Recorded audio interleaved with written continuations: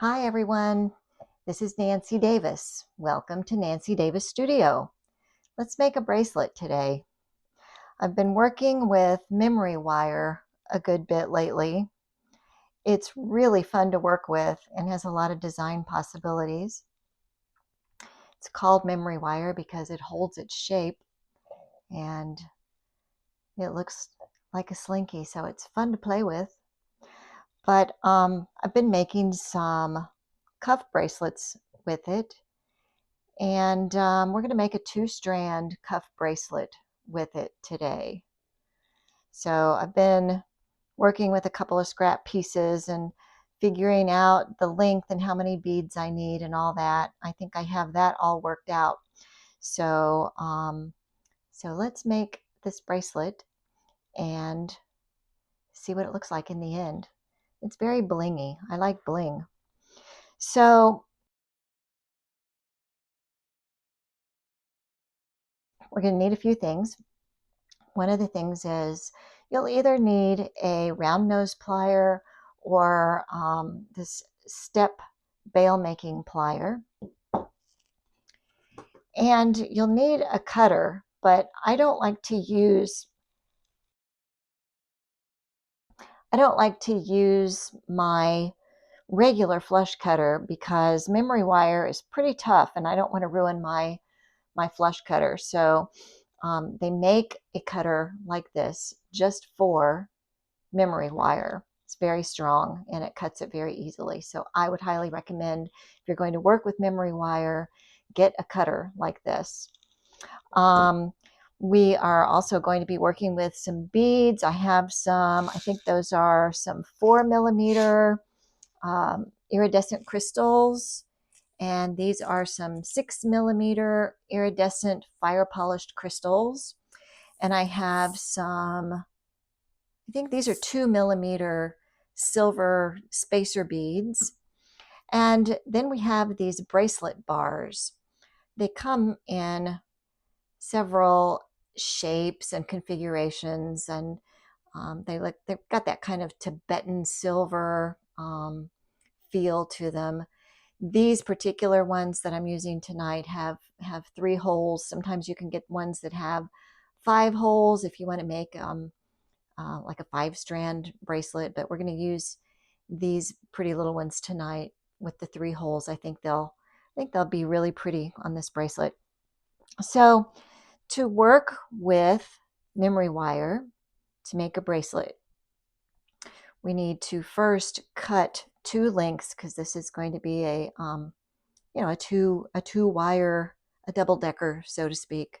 So what you're going to do is hold it in your hand, find the end, and you're going to want to cut one circle that's a little larger than, you're going to go past the end, in other words. So I'm going to hold it here and I'm going to go past the end about an inch. I probably won't need that much, but and then I'm just going to cut it. So now we have an extra long one because we're going to need that length. So you see how the ends cross over there. Now we need one more. So find the end of it. There's the end. I'm going to go about an inch past it just to be sure I have enough and cut it. All right, so now we have our 2 ends. So the first thing we need to do, because we don't want our beads to fall off, is we need to put a little loop at the end of this.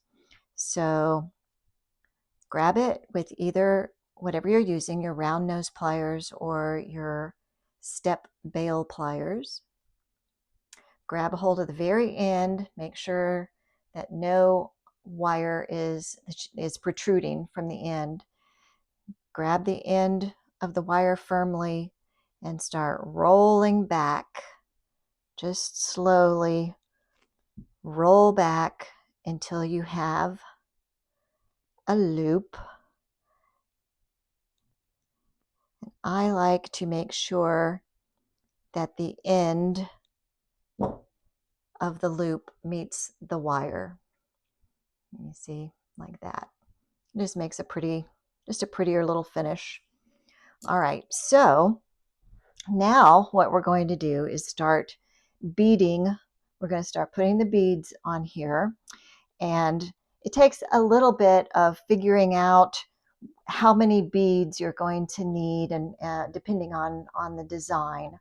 So I know that to begin with, I'm going to need a pink bead and a green bead here on the end. We're going to start obviously with this end, and we put that loop on there so that the beads won't fall off while we're working with it. Okay, so I know that I need a pink bead and a green bead. And then we're going to put on one of these spacer bars.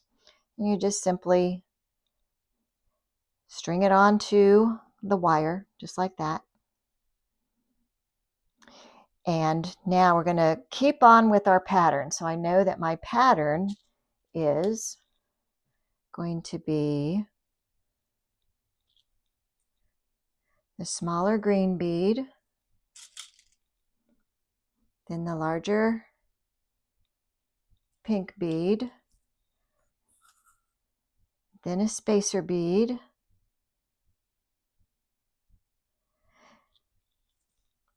and I use the spacer because it adds a different design element. So we have green, pink, spacer pink, green. Okay, now it's time for another spacer.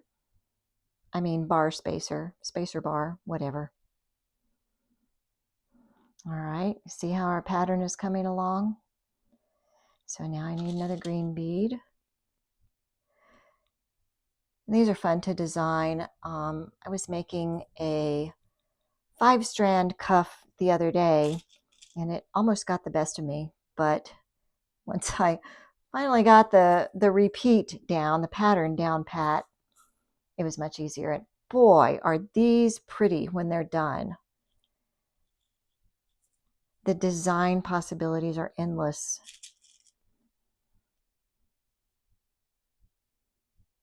You can make them fancy and blingy, kind of like this, or you can make them a little more casual. I made some the other day with some lapis lazuli beads. They were so pretty. Not beads, but stones. They were so pretty. All right, what do we do in here? Okay, so we've got da, da, da, da, da, pink, green, pink, green. I think now it's time to put our center design element. I forgot to show that to you. Isn't that pretty? Little scroll work with rhinestones. That's really going to make this bracelet something special. Let's see if I can string it on here. So this piece, see how it has 2 holes on each end. So you simply string it on like that. Let me make sure I'm going the right way here. And I'm not. See, I strung the wire in the wrong holes there because we want it on the other end. We want it to be to the outside. I'll show you what I mean.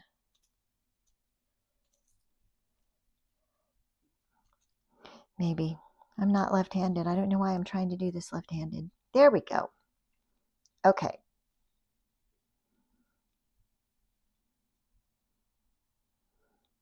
Did I just do that wrong again? Wait a minute.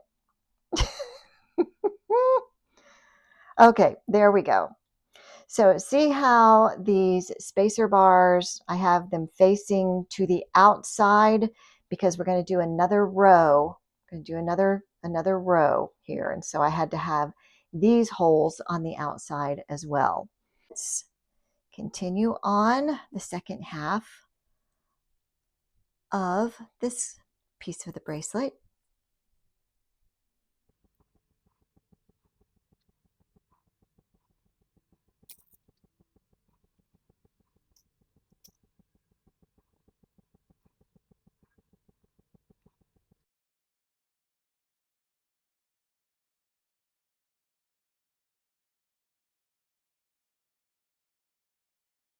And then to mirror the other end, we're going to add one small green bead and a pink bead.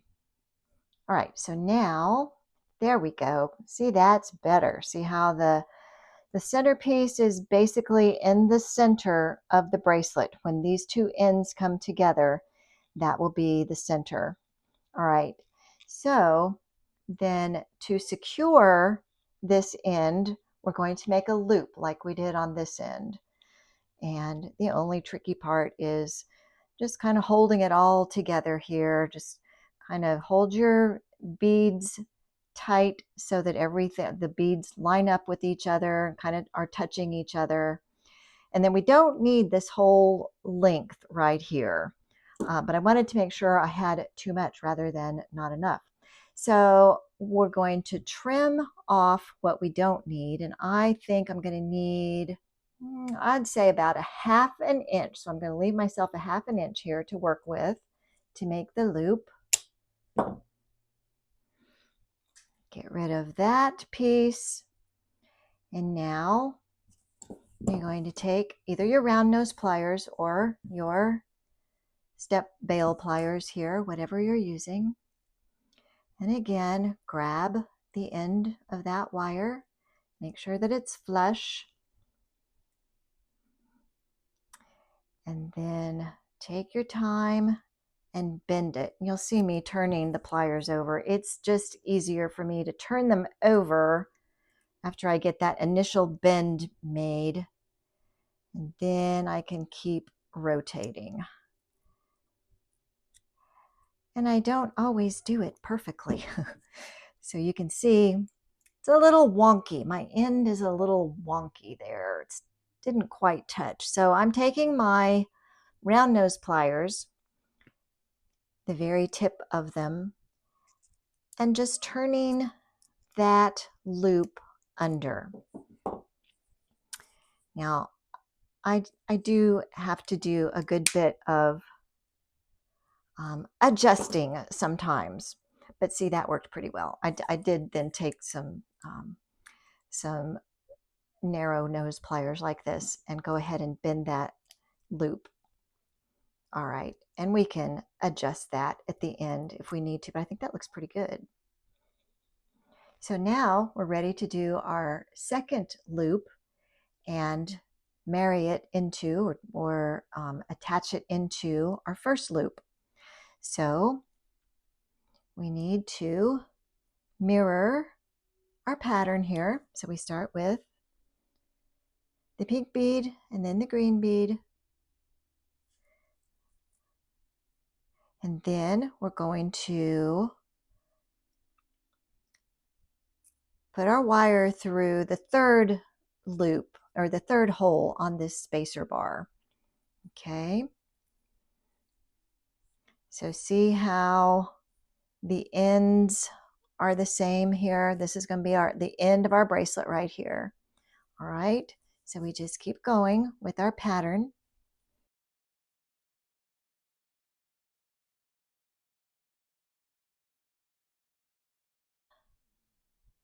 All right, there's our one series, our pattern there. So now this can get a little tricky, but it's not bad once you've done it a couple of times. You need to just back off here so that you have room to thread your wire through the next spacer bar. All right, so we're going to go through that outside loop on the spacer bar. All right, see how that's coming together? And we just keep going.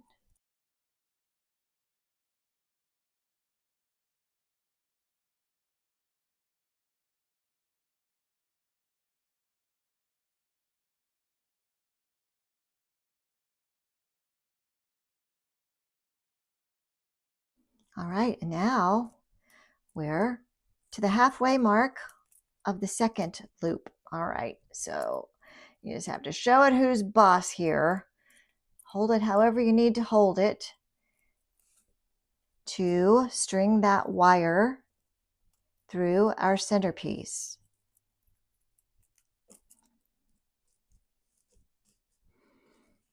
Got it through the first one.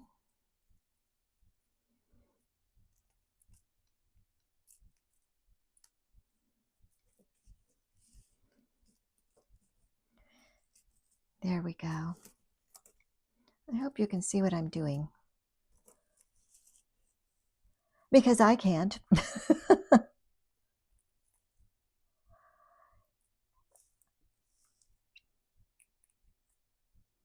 This is both the blessing and the curse of working with memory wire.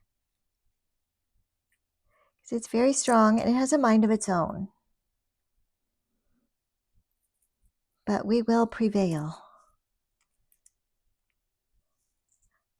Just trying to get it in through that second hole in the centerpiece. And I'm using my pliers.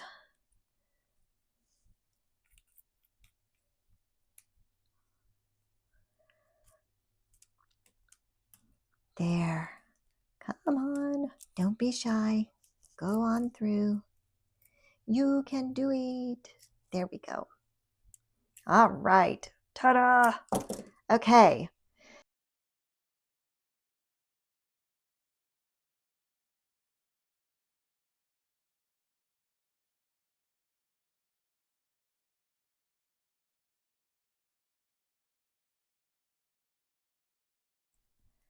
All right.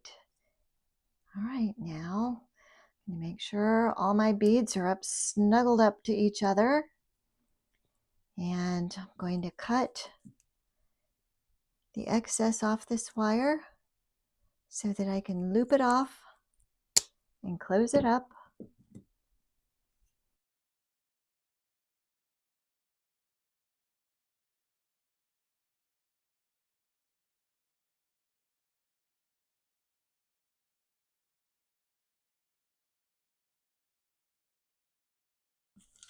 So there's our bracelet. You can make something quite fancy looking in just a short amount of time. And look, it's so pretty and it fits a variety of wrists.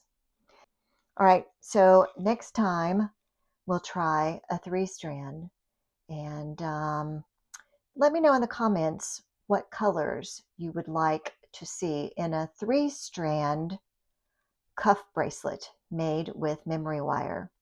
Thanks a bunch. Don't forget to like and subscribe, and we will make some fun things together. I'll see you next time. Bye.